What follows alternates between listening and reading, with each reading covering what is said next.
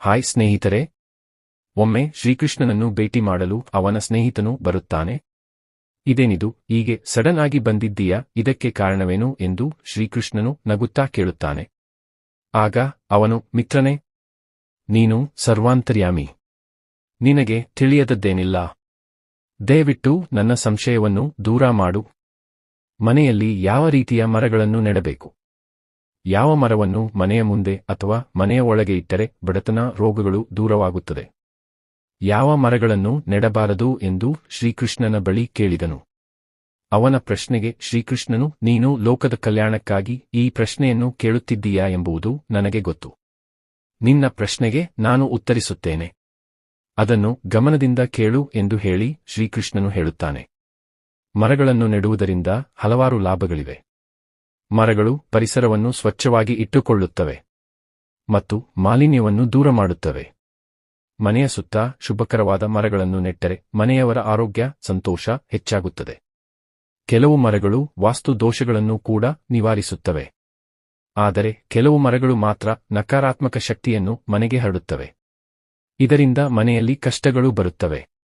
ಅಂತಹ ಮರಗಳ ಬಗ್ಗೆ ಶ್ರೀಕೃಷ್ಣನು ಏನು ಹೇಳಿದನು? ಈ ವಿಡಿಯೋದಲ್ಲಿ ಅದನ್ನು ನಾವು ತಿಳಿದುಕೊಳ್ಳೋಣ ಬನ್ನಿ. ಅದಕ್ಕಿಂತ ಮುಂಚೆ ನಮ್ಮ ಚಾನೆಲ್ ಅನ್ನು ಸಬ್ಸ್ಕ್ರೈಬ್ ಮಾಡಿಲ್ಲ ಅಂದ್ರೆ ದಯವಿಟ್ಟು ಸಬ್ಸ್ಕ್ರೈಬ್ ಮಾಡ್ಕೊಳ್ಳಿ. ಹಾಗೂ ಈ ವಿಡಿಯೋಗೆ ಒಂದು ಲೈಕ್ ಮಾಡಿ. ಯಾವ ಮರಗಳನ್ನು ನೆಟ್ಟರೆ ಶುಭ ಫಲಿತಾಂಶ ನೀಡುತ್ತವೆ, ಯಾವ ಮರಗಳು ನಷ್ಟಕ್ಕೆ ಕಾರಣವಾಗುತ್ತವೆ ಎಂಬುದನ್ನು ಶ್ರೀಕೃಷ್ಣನು ತನ್ನ ಗೆಳೆಯನಿಗೆ ಕಥೆಯ ಮೂಲಕ ವಿವರಿಸುತ್ತಾನೆ. ಈ ಕಥೆಯನ್ನು ಕೇಳಿದವರು ಪಾಪಗಳಿಂದ ಮತ್ತು ಬಡತನದಿಂದ ಮುಕ್ತರಾಗುತ್ತಾರೆ. ಹಾಗಾಗಿ ದಯವಿಟ್ಟು ಸಂಪೂರ್ಣ ಕಥೆಯನ್ನು ಕೇಳಿ.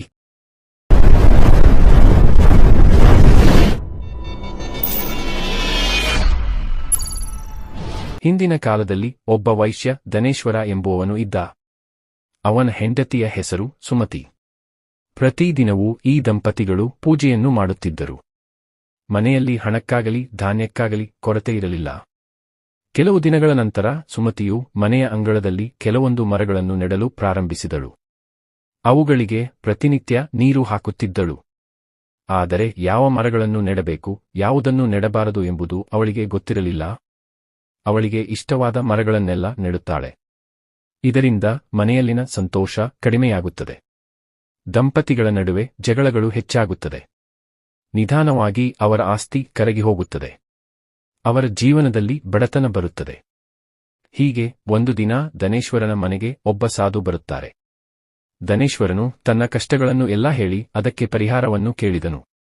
ಆಗ ಸಾಧು ಸಂತೋಷದಿಂದ ಅವನಿಗೆ ಉತ್ತರವನ್ನು ಹೇಳತೊಡಗಿದರು. ನಾನು ಮನೆಗೆ ಬಂದಾಗ ಮನೆಯಲ್ಲಿ ದರಿದ್ರತೆ ಇದ್ದದ್ದು ನನಗೆ ಗೊತ್ತಾಯಿತು. ಏಕೆಂದರೆ ನೀವು ಯಾವ ಮರಗಳನ್ನು ನೆಡಬಾರದೋ ಆ ಮರಗಳನ್ನು ನಿಮ್ಮ ಮನೆಯಲ್ಲಿ ನೆಟ್ಟಿದ್ದೀರಾ. ಆ ಮರಗಳು ಯಾವುದು ಎಂದು ನೋಡುವ ಮುಂಚೆ ನಾನೀಗ ನಿಮಗೆ ಶುಭಕರವಾದ ಮರಗಳ ಬಗ್ಗೆ ಹೇಳುತ್ತೇನೆ ಎಂದು ತಮ್ಮ ಮಾತನ್ನು ಮುಂದುವರಿಸುತ್ತಾರೆ. ಮನೆ ಮುಂದೆ ಇರುವ ಅರಳಿ ಮರದಲ್ಲಿ ತ್ರಿಮೂರ್ತಿಗಳು ವಾಸಿಸುತ್ತಾರೆ. ಆ ಮರಕ್ಕೆ ನೀರು ಹಾಕುವವರು ಸಂತೋಷದಿಂದಿರುತ್ತಾರೆ. ಅರಳಿ ಮರವನ್ನು ಸ್ಪರ್ಶ ಮಾಡಿದರೆ ಎಲ್ಲಾ ದೋಷಗಳು ಹೋಗುತ್ತವೆ. ಪಾಪಗಳಿಂದ ಮುಕ್ತರಾಗುತ್ತಾರೆ. ಶ್ರೀ ಮಹಾವಿಷ್ಣುವು ಅರಳಿ ಮರದ ಕೆಳಗೆ ವಾಸಿಸುತ್ತಾರೆ. ಹಾಗೆ ಮಹಾದೇವನು ಅರಳಿ ಮರದ ಮುಂದೆ ವಾಸಿಸುತ್ತಾನೆ. ಅಮಾವಾಸ್ಯೆಯಂದು ಅರಳಿ ಮರವನ್ನು ಕಡಿಯಬಾರದು. ಏನಾದರೂ ಹಾಗೆ ಮಾಡಿದರೆ ಮರವನ್ನು ಕಡಿದವರು ನರಕಕ್ಕೆ ಹೋಗಬೇಕಾಗುತ್ತದೆ. ವಾಸ್ತು ಪ್ರಕಾರ ಮನೆಯ ಮುಂದೆ ಅರಳಿ ಮರವನ್ನು ನೆಡಬಾರದು. ಅರಳಿ ಮರವನ್ನು ಮನೆಯಲ್ಲಲ್ಲದೆ ದೇವಾಲಯದಲ್ಲಿ ನೆಡಬೇಕು. ನಂತರ ಅಶೋಕ ಮರ.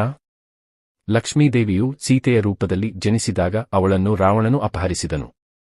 ಆಗ ಸೀತಾದೇವಿ ಅಶೋಕ ಮರದ ಕೆಳಗಡೆ ಮಾತ್ರ ಇರುತ್ತಿದ್ದಳು.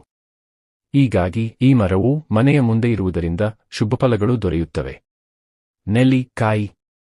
ಈ ಮರವು ಶ್ರೀ ಮಹಾವಿಷ್ಣುವಿಗೆ ಬಹಳ ಪ್ರಿಯವಾದದ್ದು. ಇದು ಜನರ ಮರಣ ಬಂಧನದಿಂದ ಮುಕ್ತಿಗೋಸ್ಕರ ಸಹಾಯ ಮಾಡುತ್ತದೆ. ನೆಲ್ಲಿಕಾಯಿ ತಿಂದರೆ ಆಯಸ್ಸು ಹೆಚ್ಚಾಗುತ್ತದೆ. ಮನೆಯ ಸಮೀಪ ನೆಲ್ಲಿಕಾಯಿ ಮರ ಇದ್ದರೆ ಬಡತನ ಹೋಗಿ ಸಿರಿತನ ಬರುತ್ತದೆ. ಏಕಾದಶಿಯಲ್ಲಿ ನೆಲ್ಲಿಕಾಯಿ ದೀಪ ಹಚ್ಚಿದರೆ ತುಂಬಾ ಒಳ್ಳೆಯದಾಗುತ್ತದೆ. ನೇರಳೆ ಮರ ಲಕ್ಷ್ಮೀದೇವಿಗೆ ಪ್ರಿಯವಾದುದು. ಬಿಲ್ವವೃಕ್ಷವು ಶಿವನಿಗೆ ಅತ್ಯಂತ ಪ್ರೀತಿಯಾದುದು. ಗುಲಾಬಿಯು ಪಾರ್ವತಿದೇವಿಗೆ ಬಹಳ ಪ್ರಿಯವಾದದ್ದು. ಮನೆಯೊಳಗೆ ಬಿಲ್ವ ಮರ ಅಥವಾ ಗುಲಾಬಿ ಗಿಡ ನೆಟ್ಟರೆ ಶಿವಪಾರ್ವತಿಗಳ ಅನುಗ್ರಹ ಸಿಗುತ್ತದೆ. ಮನೆಯಲ್ಲಿ ದುಃಖ ದಾರಿದ್ರ್ಯ ಇರುವುದಿಲ್ಲ. ಅಕಾಲ ಮರಣ ಸಂಭವಿಸುವುದಿಲ್ಲ. ತೆಂಗಿನ ಮರ ನೆಟ್ಟರೆ ಮಹಿಳೆ ವಿಧವೆಯಾಗುವುದಿಲ್ಲ. ಆಕೆ ಪುಣ್ಯವತಿಯಾಗಿ ಸಾವನ್ನಪ್ಪುತ್ತಾಳೆ. ತೆಂಗಿನಕಾಯಿ ಅತ್ಯಂತ ಪವಿತ್ರವಾದದ್ದು. ಪೂಜೆಯಲ್ಲಿ ಬಳಸುವ ತೆಂಗಿನಕಾಯಿಯನ್ನು ಆತ್ಮದ ಪ್ರತಿರೂಪವಾಗಿ ಪರಿಗಣಿಸುತ್ತಾರೆ. ಆದ್ದರಿಂದ ಮನೆಯ ಬಳಿ ತೆಂಗಿನ ಮರ ಬೆಳೆಸಿದರೆ ಶುಭ ಫಲಗಳು ಸಿಗುತ್ತವೆ. ವಂಶವೃದ್ಧಿಗೆ ದಾಳಿಂಬೆ ಮರವನ್ನು ನೆಡುವುದು ಉತ್ತಮ. ಇನ್ನು ಗಂಧರ್ವರು ಮಲ್ಲಿಗೆ ಗಿಡದಲ್ಲಿ ವಾಸಿಸುತ್ತಾರೆ. ಆದ್ದರಿಂದ ಸುವಾಸನೆ ಹರಡುತ್ತದೆ. ಮಲ್ಲಿಗೆಯ ಗಿಡವನ್ನು ಮನೆಯ ಮುಂದೆ ನೆಡಬಹುದು. ಇನ್ನು ಮನೆಯ ಆವರಣದಲ್ಲಿ ಕಬ್ಬನ್ನು ನೆಟ್ಟರೆ ಮನೆಯಲ್ಲಿ ಲಕ್ಷ್ಮೀ ತಾಂಡವ ಮಾಡುತ್ತಾಳೆ. ಬಡತನ ದೂರವಾಗುತ್ತದೆ. ಬಾಳೆ ಗಿಡ ಕೂಡ ಶುಭಪ್ರದವಾಗಿದೆ. ಆದರೆ ದಕ್ಷಿಣ ದಿಕ್ಕಿನಲ್ಲಿ ಮಾತ್ರ ಬಾಳೆ ಗಿಡವನ್ನು ನೆಡಬೇಕು. ಇದರಿಂದ ಲಕ್ಷ್ಮೀದೇವಿಯ ಆಶೀರ್ವಾದ ಸಿಗುತ್ತದೆ. ಇನ್ನು ಯಾವ ಮರಗಳನ್ನು ನೆಡಬಾರದು ಎಂಬುದನ್ನು ಈಗ ತಿಳಿಯೋಣ. ಮನೆಯ ಆವರಣದಲ್ಲಿ ತಾಳೆ ಮರವನ್ನು ಬೆಳೆಸಬಾರದು. ಈ ಮರದ ಹತ್ತಿರ ಭೂತಗಳು ವಾಸಿಸುತ್ತವೆ. ಆದ್ದರಿಂದ ಮನೆಯ ಆವರಣದಲ್ಲಿ ತಾಳೆ ಮರವನ್ನು ಬೆಳೆಸಬಾರದು. ಗೊರೆಂಟಿ ಮರವನ್ನೂ ಸಹ ಬೆಳೆಸಬಾರದು. ಹಾಗೂ ಖರ್ಜೂರ, ಅನಾನಸ್ ಮರಗಳನ್ನು ಬೆಳೆಸಬಾರದು. ಇವುಗಳಿಂದ ಮನೆಯಲ್ಲಿ ಅಶಾಂತಿ, ಆರೋಗ್ಯ ಸಮಸ್ಯೆಗಳು ಮತ್ತು ಆರ್ಥಿಕ ಕಷ್ಟಗಳು ಬರುತ್ತವೆ. ಇನ್ನೂ ಹಾಲು ಬರುವಂತಹ ಮರಗಳನ್ನು ಮನೆಯ ಹತ್ತಿರ ನೆಡಬಾರದು. ಮನೆ ಮುಂದೆ ಪಪ್ಪಾಯ ಗಿಡವನ್ನು ನೆಡಬಾರದು. ಒಂದು ವೇಳೆ ಇದ್ದರೆ ಅವು ನಿಮ್ಮ ಮನೆಯಿಂದ ಸ್ವಲ್ಪ ದೂರದಲ್ಲಿದ್ದರೆ ಉತ್ತಮ. ನೀವು ವಾಸಿಸುವ ಮನೆಯ ಹತ್ತಿರ ಇದ್ದರೆ ನಿಮಗೆ ದಾರಿದ್ರ್ಯ ಬರುವ ಸಾಧ್ಯತೆ ಇದೆ. ಮುಳ್ಳಿನ ಗಿಡಗಳು ನೋಡಲು ಚೆನ್ನಾಗಿ ಕಾಣುತ್ತವೆ. ಆದ್ದರಿಂದ ಹಲವರು ಅದನ್ನು ಬೆಳೆಸುತ್ತಾರೆ. ಆದರೆ ಮನೆಯೊಳಗೆ ಉದ್ದದ ಮುಳ್ಳುಳ್ಳ ಗಿಡಗಳು ನಕಾರಾತ್ಮಕ ಶಕ್ತಿಯನ್ನು ತರುತ್ತವೆ. ಆದರೆ ವಾಸ್ತು ಪ್ರಕಾರ ಮನೆಯಲ್ಲಿ ಮುಳ್ಳುಗಳಿರುವ ಗಿಡವನ್ನು ಇಡಬಾರದು. ಇದರಿಂದ ಕುಟುಂಬ ಸದಸ್ಯರ ಪ್ರಗತಿಗೆ ಅಡ್ಡಿಯಾಗುತ್ತದೆ. ವಾಸ್ತು ಪ್ರಕಾರ ತುಂಬೆ ಗಿಡವನ್ನು ನೆಡಬಾರದು. ಇದರಿಂದ ಮನೆಯಲ್ಲಿ ಜಗಳಗಳು ಹೆಚ್ಚುತ್ತವೆ. ತುಂಬೆ ಗಿಡ ಮನೆಗೆ ಅಶುಭ. ದೊಡ್ಡ ಬೇರುಗಳುಳ್ಳ ಮರಗಳನ್ನು ಮನೆಯ ಆವರಣದಲ್ಲಿ ಬೆಳೆಸಬಾರದು. ಎಕ್ಕದ ಗಿಡವನ್ನು ಯಾವಾಗಲೂ ದೂರವಿಡಬೇಕು. ಎಕ್ಕದ ಗಿಡ ಇದ್ದ ಮನೆ ನಾಶವಾಗುತ್ತದೆ ಎಂದು ಹಿರಿಯರು ಹೇಳುತ್ತಾರೆ. ಈ ಮರದ ರಸ ಕಣ್ಣಿಗೆ ಬಿದ್ದರೆ ಕಣ್ಣು ಹೋದಂತೆಯೇ ಎಂದು ಹೇಳುತ್ತಾರೆ. ದಕ್ಷಿಣ ದಿಕ್ಕಿನಲ್ಲಿ ತುಳಸಿ ಗಿಡ ಬೆಳೆಸಿದರೆ ಅದು ಉಳಿಯದು. ಈ ಎಲ್ಲಾ ಮರಗಳನ್ನು ನೆಡಬಾರದು ಎಂದು ಸಾಧುಗಳು ಧನೇಶ್ವರನಿಗೆ ಮತ್ತು ಸುಮತಿಗೆ ಹೇಳಿ ಅಲ್ಲಿಂದ ಮಾಯವಾಗುತ್ತಾರೆ. ಇದನ್ನು ನೋಡಿದ ಧನೇಶ್ವರ ಹಾಗೂ ಸುಮತಿ ಆಶ್ಚರ್ಯಪಡುತ್ತಾರೆ. ಶ್ರೀಮಹಾವಿಷ್ಣುವೇ ತಮ್ಮ ಮನೆಗೆ ಬಂದಿದ್ದಾರೆ ಎಂದು ಆ ದಂಪತಿಗಳು ತಿಳಿದುಕೊಳ್ಳುತ್ತಾರೆ. ಕೂಡಲೇ ಶುಭ ಗಿಡಗಳನ್ನು ನೆಟ್ಟು ಅಶುಭ ಗಿಡಗಳನ್ನು ಮನೆಯಿಂದ ತೆಗೆದುಹಾಕುತ್ತಾರೆ.